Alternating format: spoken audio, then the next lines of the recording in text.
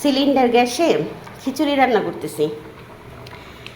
এখানে হলো লেটকা খিচুড়ি রান্না করব। তো খিচুড়ির মধ্যে আমি সবজি দিছিলাম, সবজি বলতে ঘরে আলু পেঁপে ছিল, কেটে দিয়ে দিছি।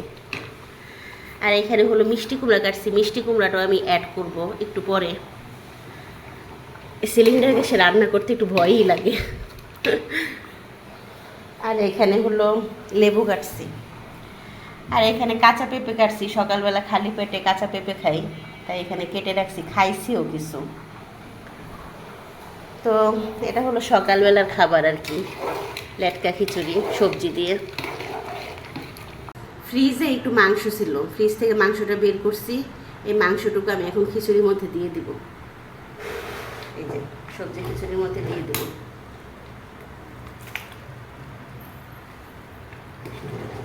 মাংসটা দিলাম, টেস্ট বেড়ে যাবে সবজি খিচুড়ির।